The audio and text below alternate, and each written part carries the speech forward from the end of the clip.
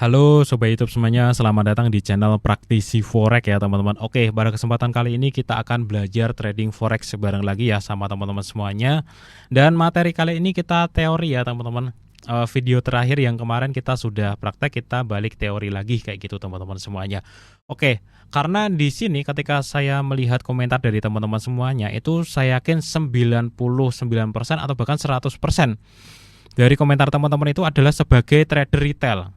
Nggak mungkin ya ada trader perusahaan masuk di channel ini. Saya juga nggak tahu ya, tapi yang jelas saya narik sebuah kesimpulan bahwa sebagian besar dari kita yang nonton video ini teman-teman itu adalah trader retail. Trader retail itu gimana? Trader yang memang ya perorangan dan modalnya cenderung kecil ya. Belum masuk perorangan yang spekulan gede, belum ya. Modalnya kecil. Saking kecilnya, kecil sekali teman-teman. Bahkan ada yang di bawah $100.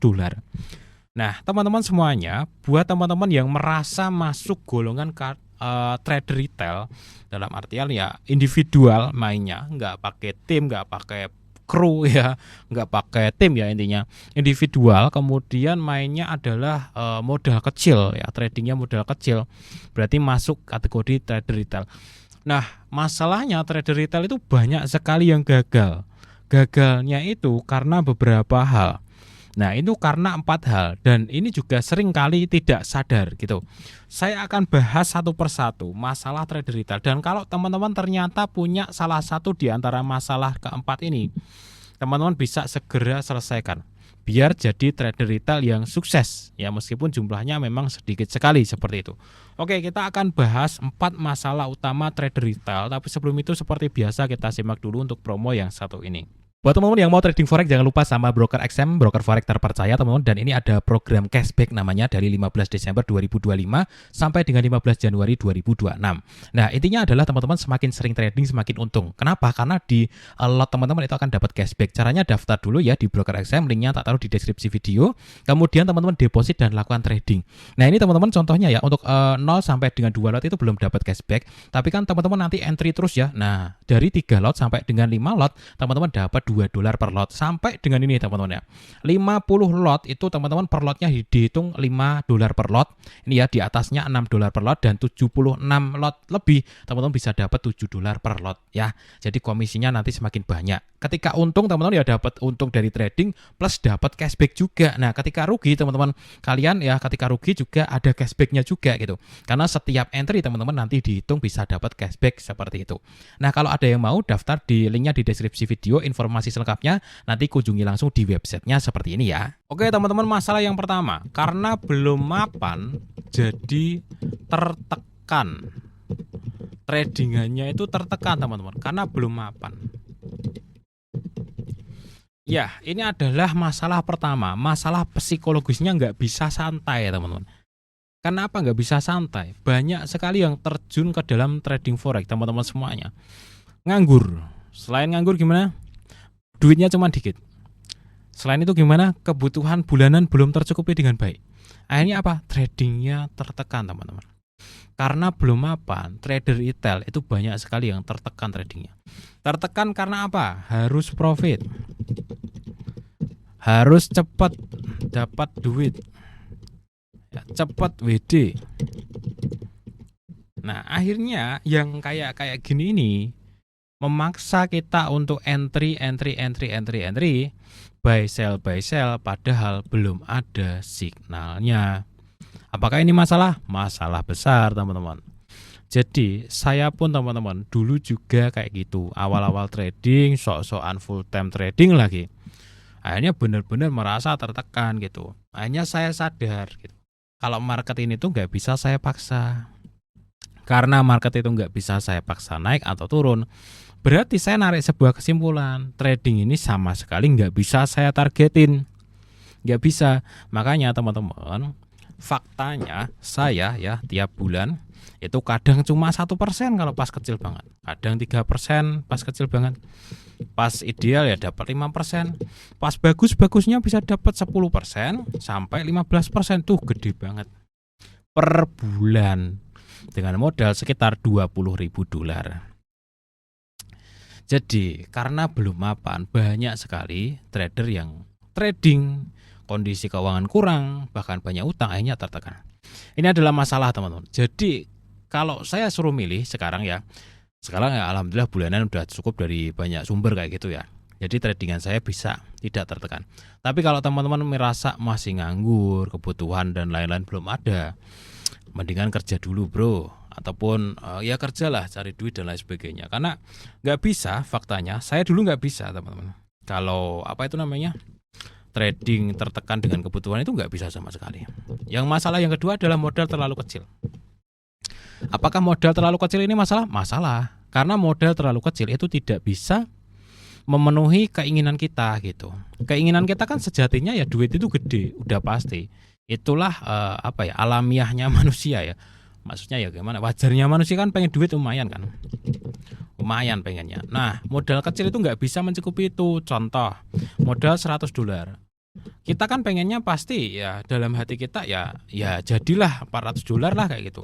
Akhirnya apa? Overload, nggak bisa memenuhi keinginan. Inilah modal terlalu kecil. Sehingga ketika seseorang modalnya sudah lumayan ya, saya di 20.000, saya sebulan itu dapat 1.000 saja, itu sudah seneng banget. Sudah bisa memenuhi keinginan saya. Modal besar itu bisa memenuhi keinginan saya. Modal terlalu kecil selain itu masalahnya apa? Ya susah ngelolanya juga. Ya, modal kecil biasanya kan keinginan kita kan tetap nggak bisa kecil gitu. Teman-teman yang pakai modal $100 mau sebulannya dapat $5. Ini sama-sama 5% loh per bulan loh teman-teman. Sama-sama 5%, tapi beda jumlah uangnya. Ini masalah yang kedua, modal terlalu kecil. Selain itu, modal terlalu kecil itu kesannya kayak nyepelein gitu. Alah, deposit cuma $50 ini habis ya biarin gitu. Akhirnya ya jadi kebiasaan teman-teman ya.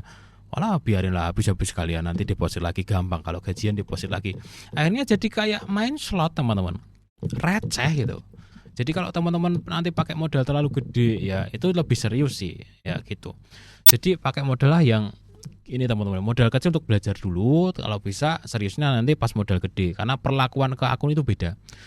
Teman-teman trading pakai modal $50 sama modal $5.000, lebih hati-hati yang mana? Pasti lebih hati-hati yang $5.000 daripada yang $50 ini. Seperti itu. Jadi modal kecil itu pengaruh banget. Masalah yang ketiga banyak trader retail adalah mudah FOMO, pengen cepet kaya. Ini juga sebenarnya sama dengan poin 1 tadi ya, tapi ini lebih ke FOMO-nya. Jadi banyak trader retail yang tumbang itu karena pengen cepet kaya, karena memang awalnya dia belum kaya. Faktanya trading itu nggak bisa merubah seseorang yang miskin jadi kaya. Kalaupun ada itu jumlahnya sedikit sekali. Ya teman-teman ya. Dan kalaupun ada, kalau uang yang bertambah terlalu cepat, terlalu banyak, itu nggak bagus ya. Jadi secara realistis adalah berkembang sedikit demi sedikit. Apakah trading bisa menjadikan seseorang kaya? Bisa. Tapi kayanya pelan tapi pasti. Misalkan sebulannya naik dikit, konsisten tambahin modalnya kayak gitu ya. Lama-lama modalnya makin gede hasilnya kayak gitu bisa. Trading bisa mengubah jadi orang jadi kaya bisa, tapi bukan cepat kaya ataupun kaya instan. Ya, saya kira udah jelas ya penjelasan yang ketiga. Nah, masalah yang keempat adalah tidak memiliki sistem trading ataupun trading plan ya. Ini adalah masalah yang keempat. Masih banyak teman-teman sampai sekarang trader retail yang kalau trading ya asal buy asal sell. Kalau nggak dia gonta-ganti teknik.